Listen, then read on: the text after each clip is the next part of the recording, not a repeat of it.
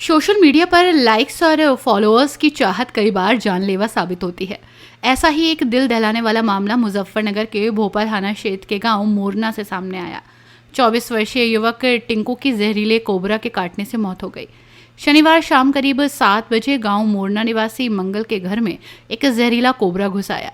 सांप को पकड़ने के लिए पड़ोसी टिंकू को बुलाया गया। टिंकू ने बिना किसी सुरक्षा उपकरण या स्नैक कैचर की सहायता के अपने नंगे हाथों से कोबरा को पकड़ लिया।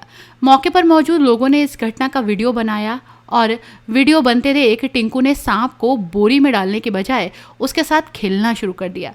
लगभग 15 मिनट तक टिंकू कोबरा को अपने गले में लपेटकर और हवा में उछालकर इंस्टाग्राम रील बनाने की कोशिश करता रहा। इस दौरान कोबरा ने उसके गले और हाथ को डस लिया।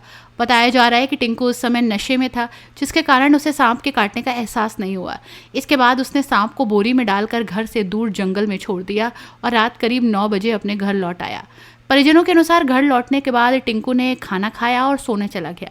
करीब 11 बजे उसकी तबीयत अचानक बिगड़ने लगी। उसका शरीर नीला पड़ने लगा और सांस लेने में तकलीफ होने लगी। परिजनों ने शोर मचाया, तब सांप के काटने की बात सामने आई। उसे तुरंत मोरना स्वास्थ्य केंद्र लाया गया, जहां डॉक्टरों ने उसे मृत घोषित कर दिया।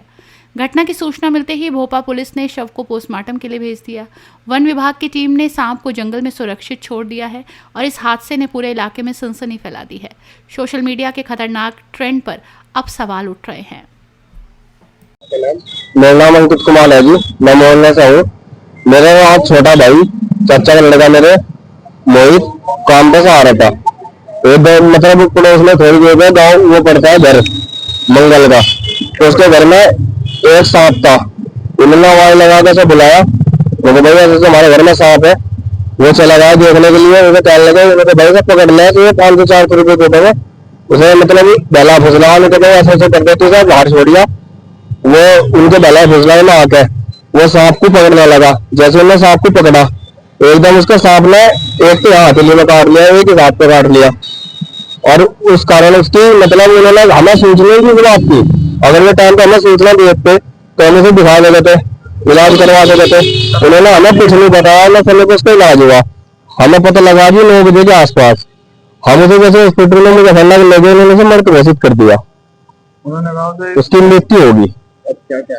अब मैं चाहते हैं कि कम से कम उनके पे कुछ कानूनी कार्रवाई होनी चाहिए। भाई कम से कम उन्हें मतलब आज पड़ोस के नाते हुए बताना टाइम पे हमें समय पर सूचना देनी थी कि आपके लड़के का ऐसे काट लिया। उन्होंने ये समझा अब तक उन्होंने हमारे से किसी प्रकार का कोई कॉन्टैक्ट नहीं करा, जबकि ये रात का मामला है 8 बजे का।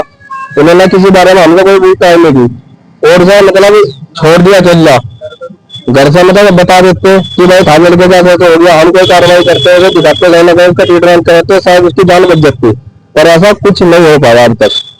हमारे से कोई बात नहीं कर रहे, कोई वो नहीं करे और हमें दोषी ठहरा रहे हैं। कोई हुआ है हम नहीं कर देंगे, हम नहीं कर देंगे, बड़ा से कुछ बात कर रहे हो। ठीक है जी। मेरा नाम लक्ष्मी प्रजापति है। मैं आपको ये बताना चाहती हूँ कि हमारे घर में कल सांप था। तो हमारे घर में इस कमरे में सांप था कल। तो हमारे यहाँ पर प्लॉट कट रहे हैं, वहाँ पर लड़कों की मतलब चौकड़ी बैठी थी। वे चौकड़ी बैठी थी तो जैसे हमने रुक्का तारा तो वे आए लड़के, कई सारे आए। तो उसमें एक लड़का था टिंकू, तो उसने आके यहाँ पर हमारे कमरे में से सांप पकड़ा। सांप पकड़ने के बाद उसने वो अपने गले में भी डाला। गले में डालने के बाद उसको यहाँ पर हमारे फर्श पे भी लिटाया। फिर जैसे उसने मोड़ा, उसको मोड़ के कट्टे में डाला। कट्टे में डाल 2 फेरी डाला उसने, एक फेरी डाल के फिर दोबारा काट लिया। फिर दूसरी फेरी डाला, फिर उसे फिर कटा। तो जैसे उसने दूसरी फेरी कटा तो उसके दोनों हाथों पे डंक मार दिया उसने। ये बात थी, हमारी इसमें कोई गलती नहीं है। अपनी राय हमें कमेंट में ज़रूर बताएं और ऐसे ही लेटेस्ट अपडेट्स के लिए हमारे चैनल रॉयल बुलेटिन को लाइक, शेयर और सब्सक्राइब करना ना भूलें।